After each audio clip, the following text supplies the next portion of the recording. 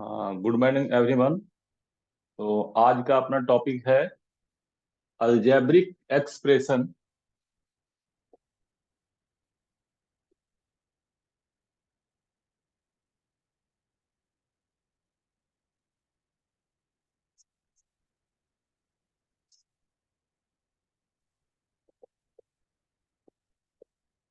ये क्लास 7 के लिए है। इसको हम हिंदी में बोलते हैं बीजगणितीय अभिव्यक्ति। लेकिन इस टॉपिक इसको स्टार्ट करने से पहले मैं 1 डेढ़ मिनट का टाइम आप लोगों का लूंगा। मेरे पास समय का थोड़ा अभाव होता है, लेकिन फिर भी मैं वीकेंड में सैटरडे और संडे को 1 से 2 टॉपिक, मैक्सिमम 3 टॉपिक्स तक मैं क्लास 6 और 7 का कवर करने की कोशिश करूंगा। और मेरा पर्पस है मैक्सिमम बच्चों तक ये जा पाए, जिनके पास की आर्थिक स्थिति के कारण से वो किसी अच्छे स्कूल में नहीं जा सकते हैं या अच्छे ट्यूशन नहीं ले पा रहे हैं। अगर उनको हमारे क्लास अच्छे लग रहे हों तो वो इसको यहाँ से देखें और कुछ सीखें और अपना बहुमूल्य फीडबैक दें कि हम इसको और कैसे इम्प्रोवाइज कर सकते हैं।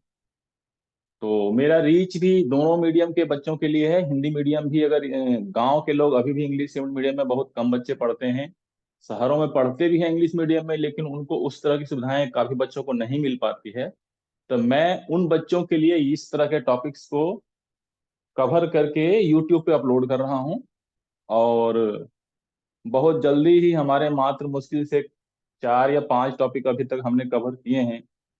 और देखने वालों की संख्या दिन ब दिन बढ़ रही है, और 4 से 5 टॉपिक के बाद हमारे जो सब्सक्राइबर हैं वो मोर देन हंड्रेड्स हो चुके हैं। इसके लिए आप सबों का धन्यवाद। लेकिन इसको मैक्सिमम लोगों तक आप लोग शेयर करें, कुछ सीखें इससे, और जो कुछ भी आपको लगे कि इसमें कुछ और इम्प्रोवाइज किया जा सकता है, उसके लिए हमारे यूट्यूब के कमेंट बॉक्स बॉक्स में अपना फीडबैक सजेशंस आप दे सकते हैं। कुछ क्वेरीज हो वो पूछ सकते हैं। मेरे पास जब भी टाइम होगा, जरूरी नहीं है कि मैं इमीडिएट उसका रिप्लाई दे सकूं, लेकिन मैं उसका रिप्लाई जरूर दूंगा। तो आज हम अपना ये जो टॉपिक है क्लास 6 7 का अलजेब्रिक एक्सप्रेशंस, उसका हम उस शुरुआत करते हैं। तो सबसे पहले तो हम ये जाने कि अलजेब्रिक एक्सप्रेशन है क्या, बीजगणितीय अभिव्यक्ति क्या है। A combination of constants and variables connected by the signs of fundamental operations like addition, subtraction, multiplication, and division is called algebraic expressions। तो इसमें क्या है, दो चीजें का मिक्सचर होता है, कांस्टेंट्स एंड वेरिएबल्स। जैसे कि एक एग्जांपल मैं बता रहा हूँ, 2x² + 3y + 5, या फिर 6x³ + 3y - 2। इस तरह के जो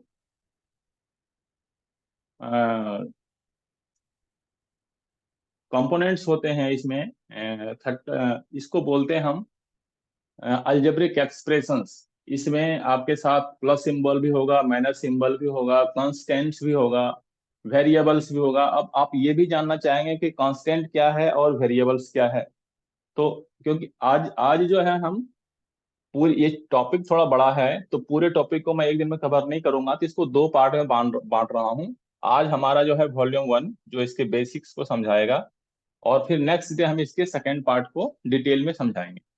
तो इसमें हम दो चीजों को करेंगे अलजेब्रिक एक्सप्रेशन में, कांस्टेंट क्या है और वेरिएबल्स क्या है। कांस्टेंट ए स्पेसिफिक नंबर और symbol that is assigned bye fixed value is called constant. जैसे कि हम कुछ भी, कोई भी number, 3, 5, -2, 2/3, such types of numbers is called constant।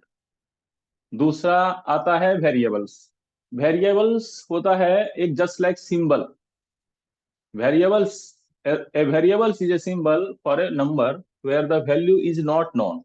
जैसे कि इसमें जो एक सिंबल है y, यहाँ x², x³, इसका वैल्यू क्या है मुझे पता नहीं है, हम लोगों को पता नहीं है। तो ये कांस्टेंट हो गया। ये और इसके साथ जो ये एक्स स्क्वायर वाई, जरूरी नहीं एक्स स्क्वायर वाई केवल आएगा, आपके पास A B C X Y Z कुछ भी आ सकता है। तो इस तरह के वेरिएबल्स आएंगे जिसके की वैल्यू हम लोग नहीं जानते, तो दैट इज कॉल्ड वेरिएबल्स। तो अलजेब्रिक एक्सप्रेशन भी हमने देख लिया, और वेरिएबल्स देख लिया, कांस्टेंट देख लिया। इसके टाइप्स होते हैं, टाइप्स ऑफ अलजेब्रिक एक्सप्रेशंस। तो टाइप्स कितने हैं? सबसे पहले हम आते हैं मोनोमियल। मोनोमियल, जिसको कि हम हिंदी में बोलते हैं एक पद। इसमें ओनली वन टर्म होता है। वन टर्म कहने का सेंस ये हुआ, हम लिख दें यहाँ 2x, या फिर कोई नंबर ही लिख दें 9, या फिर लिख दें 3x², या लिख दें हम यहाँ 6x³। ये जो, ये क्या है? सिंगल टर्म है। ये क्या है? सिंगल टर्म है। ये क्या है? सिंगल टर्म है। ये क्या है? सिंगल टर्म है। इसमें वेरिएबल्स भी हैं और कांस्टेंट भी, मिक्स है दोनों, तो दोनों के प्रोडक्ट हैं इसमें। तो मोनोमियल क्या होता है? एक पदी, जिसमें कि एक ही पद हो।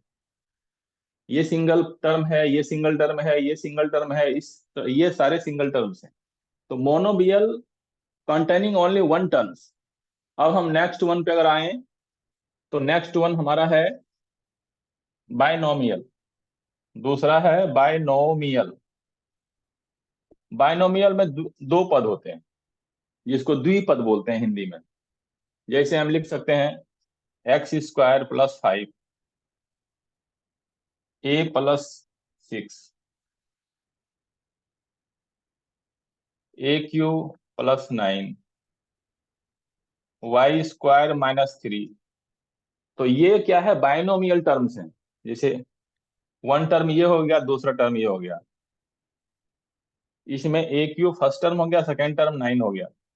इसमें a फर्स्ट टर्म हो गया, 6 9 सेकंड टर्म हो गया। इसमें y² फर्स्ट टर्म हो गया, सेकंड टर्म 3 हो गया। तो जो दो टर्म वाले ये जो होते हैं नंबर्स, और इसको क्या बोलेंगे हम, वेरिएबल्स, ये दोनों मिक्स बन के जो बनते हैं, इसको बाइनोमियल्स बोलते हैं। इसी तरह अब हम आते हैं थर्ड थर्ड इसके जो टाइप्स हैं, ट्राइनोमियल्स। ट्राइनोमियल्स,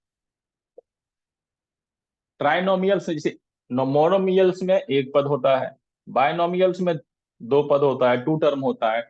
उसी तरह ट्राइनोमियल्स में तीन टर्म होगा, हो सकता है x + y + 1, y² + z² + 9, a³ + b² + symbol जरूरी नहीं सब में प्लस होगा, माइनस भी हो सकता है, कुछ भी कोई भी सिंबल हो सकता है, -3। इस तरह के जो थ्री तीन पदी जिसको बोलते हैं, one term, two term, three term, one term, two term, three term, तो ये जो त्रिपदी हैं, इसको ट्राइनोमियल्स कहते हैं। अब नेक्स्ट वन पे अगर हम आए, कहीं किसी को अगर कुछ समझने में दिक्कत हो, मैं बार बार बता रहा हूँ कि आप यूट्यूब के मैसेज बॉक्स में डालें। इमीडिएट रिप्लाई अगर नहीं भी मिलता है, मैं कुछ देर के बाद उसमें दे दिया करूंगा। अब हम आते हैं क्वाड्रीनोमियल्स। क्वाड्रीनोमियल्स,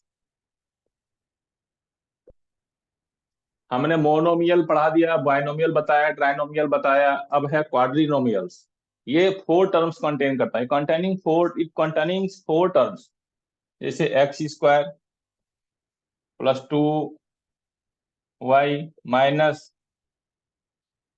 3z + 9। तो इसमें कितने टर्म होंगे? 1 2 3 4। तो ये क्वाड्रीनोमियल, इस तरह के जो टर्म्स होते हैं वो क्वाड्रीनोमियल हो गया। जैसे a³ + b³ + c³ +3abc। अब इसमें कितने टर्म है? 1 2 3 4। ये चारों क्या हो गए?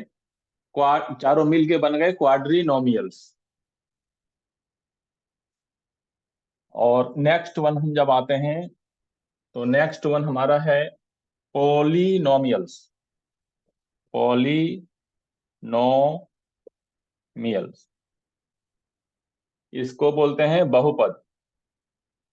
इसमें more than to, to or more terms जिसमें होते हैं, any algebraic expressions that has two or more terms is called polynomial. यानी कि उसमें बायनोमियल, ट्राइनोमियल, क्वाड्रिनोमियल, लाइक कुछ भी दो से अधिक जितने भी पद वाले टर्म्स हैं वो सारे के सारे क्या कहलाएंगे?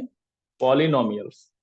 तो आपके जो एक्सरसाइज हैं उसमें ये इस तरह के क्वेश्चंस होंगे कि कौन सा इसमें मोनोमियल है, कौन सा बायनोमियल है, आपको आइडेंटिफाई करना पड़ेगा। ऑब्जेक्टिव्स में आ सकते हैं इसके, what is monomial, what is binomial, trinomial, quadrinomials, polynomials. जैसे कि अब हम मान लिया मिक्स करके सपोज लिख रहे हैं, यहाँ पे मैंने लिखा है एक जगह x² - 2। दूसरा ये क्वेश्चन नंबर ए हो गया, बी हो गया AQ+BQ+5। तीसरा क्वेश्चन आपका हो गया 9x² - 2x + 4z - 3। तीसरा आ गया 9x³।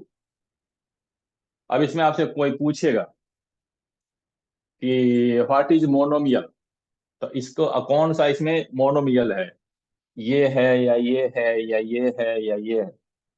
तो मोनोमियल का मैंने आपको बताया था कि विच कंटेनिंग ओनली वन टर्म्स, तो वन टर्म्स कंटेन करने वाला सिर्फ क्वेश्चन नंबर डी है। ये हो गया आपका मोनोमियल्स। उसके बाद आपसे कोई पूछे बायनोमियल इसमें से कौन सा है, तो बायनोमियल जिसमें टू टर्म्स होते हैं, तो टू टर्म किस में है? इसमें है। ये आपका हो गया क्या? बायनोमियल्स। अब जब हम ट्राइनोमियल्स पे आए, तो ट्राइनोमियल से वो कहता है जिसमें तीन पद हो, थ्री पदी। तो जैसे एक, दो, तीन, ये ट्राइनोमियल्स हैं। उसी तरह पूछेगा क्वाड्रिनोमियल्स, तो क्वाड्रिनोमियल्स में है जिसमें फोर टर्म्स हो। फोर टर्म्स किसने किसमें है?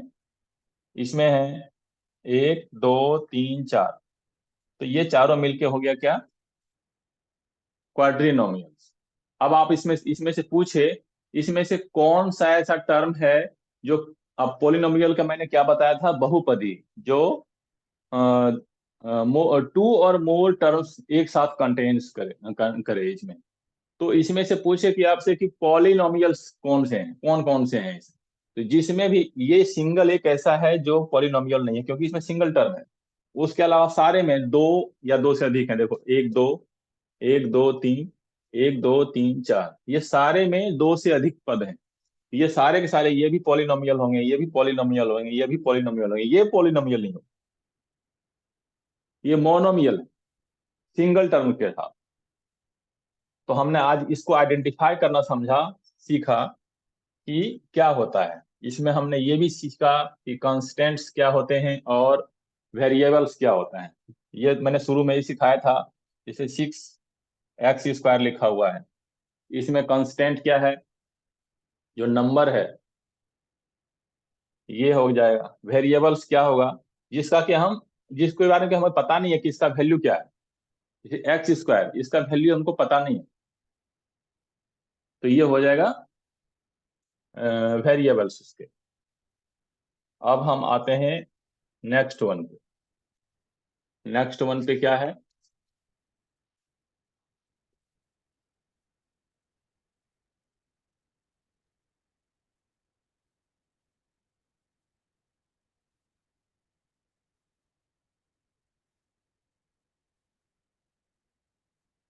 अब है इसमें इसी टॉपिक्स में factors, coefficients and constant term. तो what is factor and what is coefficients and what is constant terms, इसको जाने। अलजेब्रिक एक्सप्रेशन के लिए अभी जो मैं बता रहा हूँ, अलजेब्रिक एक्सप्रेशंस के बेसिक्स बता रहा हूँ। और जब हम नेक्स्ट पार्ट इसका करेंगे तो उसमें हम उसके डिटेल में जाएंगे। तो ये बेसिक्स के बिना आप इसके डिटेल में नहीं जा सकते। आपको कांस्टेंट नहीं पता होगा, आपको कोएफिशिएंट नहीं पता होगा, या फिर आपको फैक्टर्स नहीं पता होगा, तो फिर आप इसके क्वेश्चंस को सॉल्व नहीं कर पाएंगे। तो अभी हम पढ़ रहे हैं फिर फैक्टर्स, कोएफिशिएंट। पहले फैक्टर को देख लेते हैं। फैक्टर्स क्या होते हैं? ईच टर्म्स अभी मैंने बताए थे आपको, each terms in an algebraic expressions is a product of one or more numbers and literal numbers. The numbers and literal numbers are known as factors of that terms. जैसे कि यहां हमने लिख दिया 7x²। एक है नंबर, नंबर बोलते हैं जिसे 1 2 3 4 -1 -2 -3 इस तरह के जो नंबर होते हैं ये नंबर हो गए। और ये हो गए आपके लिटरल नंबर्स जिसका कि हमें वैल्यू पता नहीं होता है। तो इसके जो मान लिया जाए तुमसे ये पूछेगा इसमें x² का फैक्टर क्या है, x² का फैक्टर 7 है। और उसी को उल्टा करके पूछ दे 7 का फैक्टर इसमें क्या है, 7 का फैक्टर क्या हो जाएगा, x² हो जाएगा। तो फैक्टर्स ये होता है कि each terms in an algebraic expression is a product, product means multiplication, product of one और मोर नंबर्स और literal numbers. The numbers and literal numbers are known as the factors of that term. जैसे मैंने अभी आपको example बता दिया। अब यहाँ पे लिख दो मैं 2x, तो इसमें 2x में क्या है, 2 इसका फैक्टर हो सकता है। तो इसको फैक्टर्स ये कहलाते हैं। अब हम इसी में x अभी मैंने बताया था फैक्टर्स, अब हम आते हैं coefficients. Coefficient, a term of expression having no literal factors is called a constant term। तो सॉरी कोएफिशिएंट करें, कांस्टेंट का पहले हम बता दे रहे हैं। Constant, constant term, constant term जिसमें कि लिटरल नंबर्स नहीं होता। लिटरल नंबर मैंने बताया जिसका वैल्यू हमें पता नहीं होता है, X Y Z A B C, ये लिटरल नंबर्स हैं। और बाकी नंबर तो आप समझते हैं, 1 2 3 -1 -2 -3 3/2 4/5, ये सारे नंबर्स हैं, ये लिटरल नंबर्स हैं। जिसका वैल्यू हमें पता नहीं हो वो लिटरल नंबर्स, जिसका वैल्यू पता है वो नंबर। तो हमने कांस्टेंट टर्म बता दिया आपको, number of the expression having no literal number factors, जिसके पास लिटरल फैक्टर्स नहीं हो। जैसे मैंने अगर हम यहाँ लिख दिया 5x² + 3, जिसके पास लिटरल नंबर्स के फैक्टर्स नहीं हैं वो हो गए कोएफिशिएंट अभी हटाता हूँ। जिसके पास लिटरल नंबर्स नहीं होंगे कि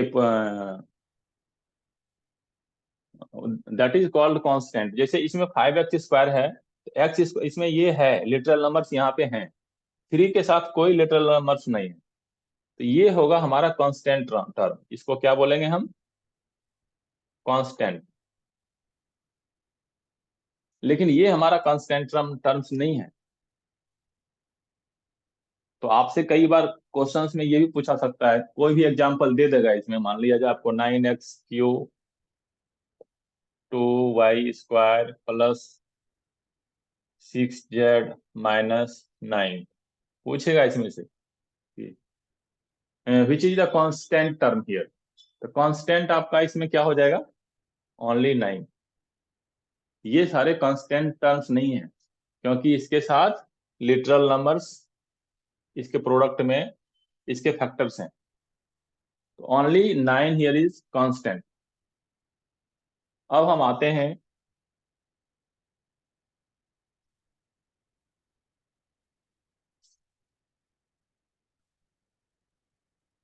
कोएफिशिएंट।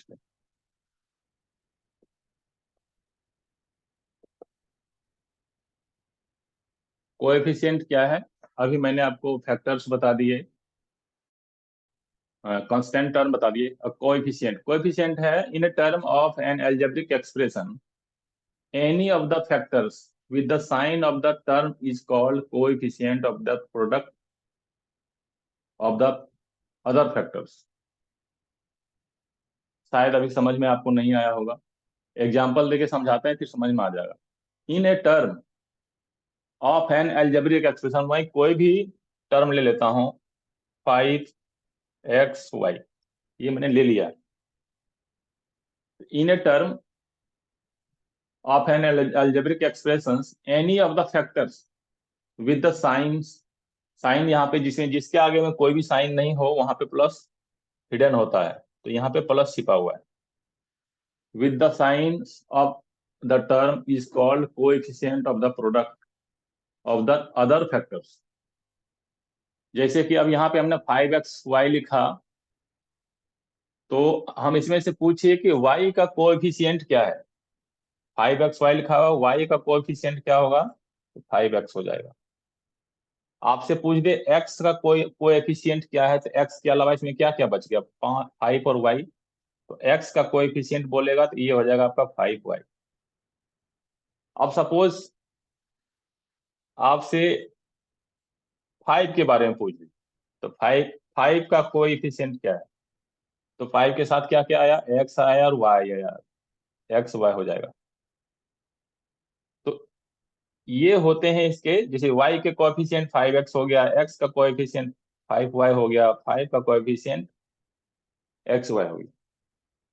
तो ये कहलाते हैं कोएफिशिएंट, यानी कि किसी भी टर्म में जिसका कोएफिशिएंट मांगा जाए, तो उस टर्म में उस नंबर के अलावा, उस नंबर या लिटरल नंबर के अलावा जो भी उसके फैक्टर्स हैं या मल्टीप्लिकेशंस में हैं, वो सारे टर्म्स उसके जो आ जाएंगे वो कोएफिशिएंट में आ जाएंगे। जब हमने y लिया तो 5x आ गया, 5 लिया तो xy आ गया, जब x लिया तो 5y आ गया। तो ये हो गया आपका कोएफिशिएंट।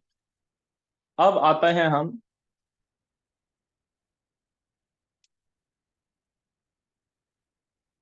लाइक टर्म, लाइक जिसको कि बोलते हैं हम सिमिलर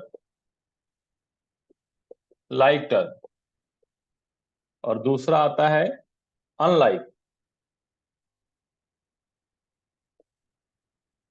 टर्म, जिसको कि बोलते हैं dislike. Like term and unlike term, in other words we can say similar and dislike term.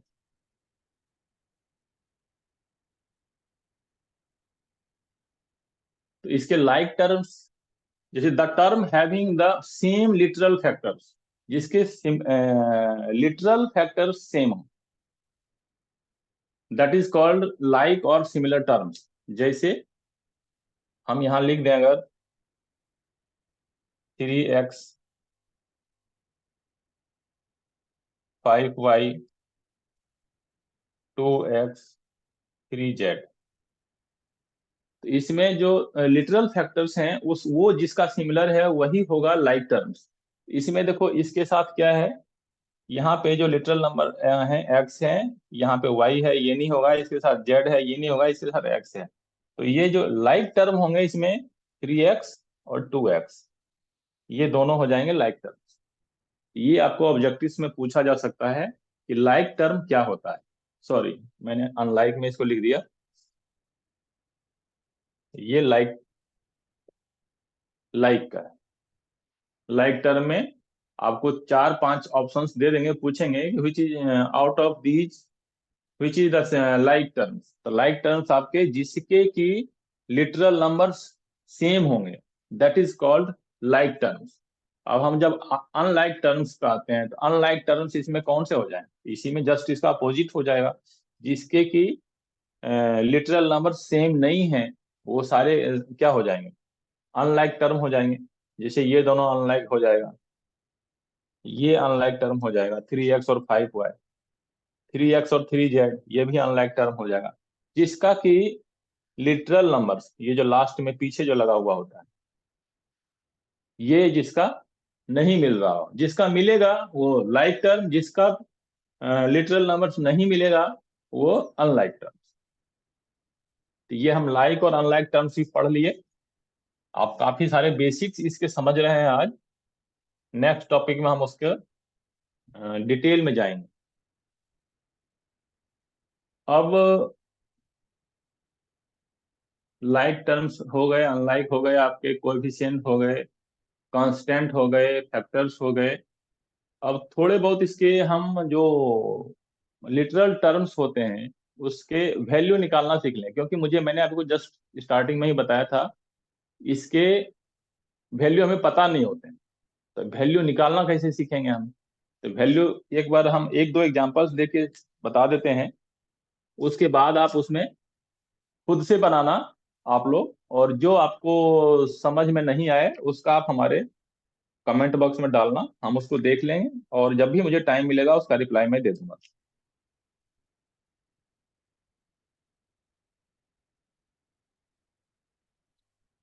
जैसे एक एग्जांपल्स है, इलस्ट्रेशंस, 2x प्लस 3। आपका इसमें कहेगा आपका, if x is equal to 3, if x is equal to 3, then find out the value of this term, find the value of the that algebraic expression। तो हमारे पास यहाँ क्वेश्चंस में दे दिया है, क्वेश्चंस में क्या दिया है, जो ये जो लिटरल नंबर्स है इसका वैल्यू हमें दे दिया गया है 3। तो इसको इस इससे रिप्लेस करना है, इस x को इस नंबर से रिप्लेस करना पड़ेगा हमको। तो हम इसका वैल्यू कैसे निकाल सकते हैं? 2x प्लस 3 लिखा हुआ है, इसको जब निकालेंगे, 2 और x जो है एक दूसरे का क्या है, प्रोडक्ट है, इसके बीच में मल्टीप्लिकेशन का सिंबल हिडन है। तो 2 और x का वैल्यू हमको दिया हुआ है 3, तो 2 × 3 करेंगे, क्योंकि ये दोनों एक दूसरे के प्रोडक्ट हैं। ये जब तक लिटरल नंबर्स था हम इसके साथ मल्टीप्लाई करने में सक्षम नहीं थे, लेकिन हमारे पास इसका वैल्यू अब आ चुका है। तो 2 × 3 हो गया, और बाकी जो रिमेनिंग थे टर्म्स उसको मैंने एज इट इज लिख दिया। अब इसमें हम सबसे पहले मल्टीप्लिकेशन का काम करेंगे। तो 2 बॉडमास का जो फॉर्मूला होता है उसके बेस पे, तो 2 × 3 हो गया 6 प्लस 3, और इसको जब हम ऐड करेंगे तो ये हो जाएगा 9। तो इस अलजेब्रिक एक्सप्रेशन का हमारा वैल्यू क्या आया? 9। उसी तरह हम अगर नेक्स्ट वन पे किसी पे आए, सपोज एक क्वेश्चन और हम कर देते हैं आपका, बाकी आप खुद से ही करना, क्लास 7 के बच्चों के लिए है, कि -y³ +5 -x², ये एक क्वेश्चन है। इसमें आपके पास x का वैल्यू दे दिया 2, y का वैल्यू दे दिया 3। अब इस वैल्यू को पुट करके इस अलजेब्रिक एक्सप्रेशन का सॉल्यूशन करना है। तो हम इसको कैसे करेंगे? तो इसमें हम y की जगह पे रखेंगे, y का वैल्यू में कितना दिया हुआ है 3, तो हमने यहाँ लिखा माइनस लिखा हुआ है सिंबल, तो माइनस देंगे, y के जगह पे 3 लिखेंगे, 3 के पावर में 3 लिखेंगे। अब प्लस में ये कांस्टेंट है, इसको +5 एज इट इज लिख देंगे। फिर से माइनस दिया हुआ है, x² लिखा हुआ है, x का वैल्यू हमारा कितना दिया हुआ है, स्क्वायर मीन्स इसके पावर में 2 है, x का वैल्यू है 2, तो 2 का पावर में हम यहाँ दे देंगे 2।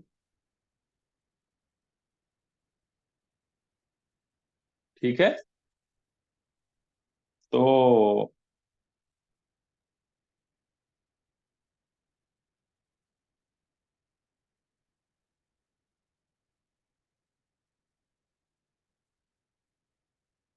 अब इसको हम अगर हम करें 3q, माइनस माइनस है इसके आगे में, तो -3q अगर करें तो कितना होगा, -3 × -3 × -3, पावर में 3 का मतलब क्या हुआ, इसको हम तीन तीन बार मल्टीप्लाई करेंगे, -3 × -3 × -3, जितना पावर होगा उसको उतनी बार उस नंबर से मल्टीप्लाई करना पड़ता है। ये कर दिया, +5 है, +5 को एज इट इज रख दो। अब यहाँ पे क्या है, इसको ऐसे रखो, माइनस, इसको यहाँ पे प्लस लिख के, इसको माइनस को हम इस सिंबल को अंदर रखते हैं, -2 का स्क्वायर है, तो यहाँ पे हम -2 × -2, ठीक है।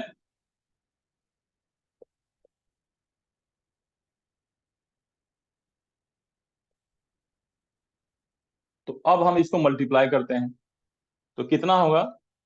3 3 जा 9, 9 3 जा 27। ये तो 27 हो गया। लेकिन माइनस, जो तीनों में माइनस का सिंबल है, ये कैसे होगा? इसको अब कैसे करेंगे? तो माइनस और माइनस मिलके प्लस होता है, तो ये दोनों मिलके प्लस बन गया। और ये यहाँ पे माइनस है, ये यहाँ पे माइनस है। ये माइनस माइनस जब दोनों मल्टीप्लाई होते हैं तो ये प्लस बन जाता है, और प्लस और माइनस जब मल्टीप्लाई होते हैं तो माइनस बन जाते हैं। तो इसमें ये माइनस और माइनस तो प्लस हो गया, और लेकिन इसके साथ यहाँ माइनस बचा हुआ था, तो ये प्लस और माइनस को जब मल्टीप्लाई करेंगे प्लस माइनस माइनस होता है, यानी कि ये हो गया हमारा -27। और ये +5 था, ये +5 एज इट इज लिख दिए। अब यहाँ पे था x का वैल्यू हमने क्या पुट किया था? 2, यहाँ दिया हुआ था। तो हमने, चूंकि यहाँ माइनस था तो माइनस को मैंने विद इन ब्रैकेट ले लिया यहाँ पे, और पावर में 2 था तो मैंने 2 बार लिख दिया इसको। अब इसको करेंगे तो 2 2 जा कितना हो गया? 4। 2 2 जा कितना हो गया? 4। और माइनस और माइनस को जस्ट मैंने बताया कि माइनस और माइनस सिंबल जब मल्टीप्लाई होता है तो क्या हो जाता है? प्लस। तो ये प्लस हो गया, तो 2 2 4। और इसके आगे में यहाँ क्या था? प्लस। तो ये प्लस और ये प्लस, प्लस प्लस तो प्लस ही होता है। यहाँ तक में शायद कोई दिक्कत नहीं होगी। अब हम आते हैं, बॉड मास का फॉर्मूला लगाएंगे, तो पहले हम इन जिसके जिसके आगे में प्लस है उसको ऐड करेंगे। इसके आगे में प्लस है, इसके आगे में प्लस है, तो मैंने -27 को एच टी लिख दो। 5 और +4 कितना हो जाएगा? 9। अब क्या है? अब इसको नेक्स्ट वन जब हम करेंगे आगे, जब हम एक स्टेप और रह गया अभी इसमें, यहाँ कर देता हूँ। इसके आगे में माइनस है, इसके आगे में प्लस है, तो प्लस और माइनस सब्ट्रैक्ट किया जाता है। तो 27 - 9 कितना हो गया? 18 हो गया। अब हमको इसको करते समय इसके सिंबल पे भी ध्यान रखना पड़ता है। अगर हम बिना सिंबल के देखें तो 27 और 9 में से बिना सिंबल को हटा दो, 1 मिनट के लिए भूल जाओ। तो यहाँ पे क्या है? 27 ग्रेटर है। तो जो नंबर बड़ा होता है विदाउट सिंबल, तो जो नंबर बड़ा होता है उसके आगे का जो साइन होता है, उस साइन को हमें यहाँ लिखना पड़ता है। तो सबसे पहले तो हम ये देखिए कि इसमें माइनस और प्लस क्या होता है। माइनस यानी कि हमको सब्ट्रैक्ट करना पड़ेगा। तो हमने इन दोनों को सब्ट्रैक्ट कर लिया। अब सब्ट्रैक्ट करने के बाद हमारा 18 आया, तो 18 तो हमने लिख दिया। अब हमें सिंबल पे भी ध्यान देना है, सिंबल कौन सा आएगा। इसके लिए सबसे पहले इन दोनों सिंबल को भूल जाओ, और देखो किसी में से नंबर कौन सा बड़ा है, 9 या 27। तो 27 बड़ा है, इसके आगे में क्या था? माइनस था, इसीलिए ये सिंबल यहाँ पे माइनस आया। जो ग्रेटर नंबर होगा विदाउट एनी सिंबल्स, तो अगर हम दोनों नंबर सिंबल्स को भूल जाते हैं और उसके बाद सिर्फ नंबर को आइडेंटिफाई करते हैं, तो यहाँ देखिए 9 और यहाँ 27 है, 27 ग्रेटर पड़ेगा विदाउट एनी सिंबल्स। तो इसके आगे में फिर सिंबल देख रहे हैं कि माइनस है, तो यहाँ पे आ गया माइनस। तो इसका जब हम सॉल्यूशन किए, इस वैल्यू को पुट करने के बाद, तो हमारा कितना आया आंसर? -18। ये हमारा आंसर हो गया। शायद यहाँ तक कोई दिक्कत नहीं होगा। हमने, फिर से एक बार रिपीट कर देता हूँ इसको। हमारे पास ये क्वेश्चन दिया हुआ था, इसका वैल्यू x का 2 था, y का 3 था। हमने जहां जहां x था वहां पे x के जगह पे हमने, सॉरी उल्टा कर दिया हमने इसमें, नहीं सही है। y का वैल्यू, x का वैल्यू 2 था और y का वैल्यू 3 था। तो जहां जहां x था वहां वहां हमने 2 लिखा, और जहां जहां y था हमने वहां वहां 3 लिखा। तो यहाँ पे y था, तो y का वैल्यू हमारे पास 3 था, तो हमने 3 लिख दिया। -3, इसके आगे माइनस था, -3 का इसमें 2 दे दिया, पावर 3। ये नंबर को एच डी लिख दिया। उसके बाद यहाँ -x² था, तो x का वैल्यू कितना था? 2। तो हमने यहाँ -x² था तो -x² दे दिया। और जब हम इसके सिंबल को हम इसके ब्रैकेट, विद इन ब्रैकेट के अंदर लेते हैं, अपने मन से हमको यहाँ पे प्लस सिंबल देना पड़ता है। अब हमने क्या किया था? इस पावर के अकॉर्डिंग इसको मल्टीप्लाई किया था।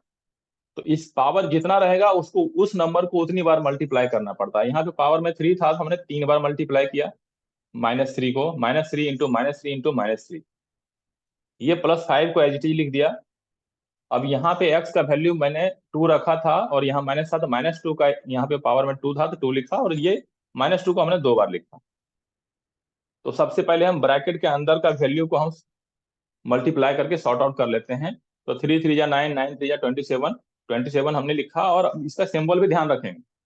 तो माइनस और माइनस का मल्टीप्लिकेशन प्लस होता है, और ये -1 अकेला बच गया था, तो यहाँ पे माइनस और यहाँ पे प्लस, तो प्लस और माइनस मिलके जब वो दोनों मल्टीप्लाई होता है, प्लस माइनस माइनस होता है। तो इन तीनों का मल्टीप्लिकेशन 27 आया, और इसका जो साइन होगा वो माइनस होगा। ये फिर +5 को मैंने एज इट इज रहने दिया, और इधर जो ब्रैकेट के अंदर का था पहले उसको सॉल्व किया। तो 2 2 जा 4, और माइनस मिलके मल्टीप्लिकेशन में प्लस हो जाता है, तो यहाँ प्लस आ गया। तो -27 +5 +4। उसके बाद अब हम इसमें क्या किए, बॉडमास का फॉर्मूला लगा के इसको हमने सॉल्व किया। तो पहले प्लस प्लस को ऐड किया, 5 + 4 9 हो गया, और इस -27 को एज इट इज लिख दिया। अब हमारे पास ये पहले 3 नंबर थे, 3 नंबर से सॉल्व करते करते हमारे पास 2 रह गए। अब इसके आगे माइनस था, इसके आगे में प्लस था, तो हमने इसको सॉल्व किया। तो प्लस और माइनस को जब हम करते हैं, प्लस माइनस माइनस होता है, यानी कि सब्सट्रैक्ट होता है। तो सब्सट्रैक्ट होगा, तो इसमें हम घटाएंगे। तो -27 -9 होता है 18। सिंबल को हम बाद में आइडेंटिफाई करेंगे। तो पहले हमने माइनस कर लिया, 27 -9 यानी 18 हुआ। अब हमने शुरू तो आपको बताया कि पहले बिना सिंबल के आप देखो कि कौन सा नंबर बड़ा है। तो अगर हम सिंबल नहीं देखें, तो ये नंबर हमारा 27 बड़ा है, और इसके आगे में माइनस का सिंबल है, इसीलिए हमको यहाँ पे माइनस का सिंबल देना पड़ेगा। ये एक एग्जांपल हुआ आपको कि how to find out the value of literal numbers, means algebraic system, how to solve the algebraic expressions. एक छोटा सा और एग्जांपल ले लेते हैं, हम कोई भी छोटा सा एग्जांपल लेते हैं। Suppose 3x + 2y - 7, 3x + 2y - 7, इसको सॉल्व करते हैं। यहाँ पे हमारे को x का वैल्यू दिया हुआ है 1, और y का वैल्यू दिया हुआ है 2। x = दिया हुआ है 1, y = दिया हुआ है 2। तो हम इसमें क्या करेंगे, जहां जहां x था, x की जगह पे 1 लिखेंगे, जहां जहां y था, y की जगह पे 2 लिखेंगे। तो यहाँ पे क्या करेंगे, 3x के बदले क्या लिखेंगे, 1। इसको विदिन ब्रैकेट डाल देते हैं, प्लस लिखा हुआ प्लस डालेंगे, 2y, 2 इंटू y का वैल्यू क्या दिया हुआ है 2, इसको विदिन ब्रैकेट डाल दिए। और -7 था, इसी तो एज एज इट ही लिख देंगे। अब हम विदिन ब्रैकेट पहले सॉल्व कर लेंगे। 3 1 जा 3 हो गया, प्लस है प्लस डाल देंगे, 2 2 जा 4 हो गया, और यहाँ -7 था, -7 डाल दिया। फिर हम बॉडमास का फॉर्मूला लगाएंगे। तो पहले प्लस प्लस, जिसके जिसके आगे कोई नंबर सिंबल नहीं वो प्लस होता है। तो 4 + 3 को ऐड कर लेंगे, तो ये कितना हो गया 7, और यहाँ पे क्या है -7। तो 7 - 7 कितना हो जाता है 0। कितना होता है 0।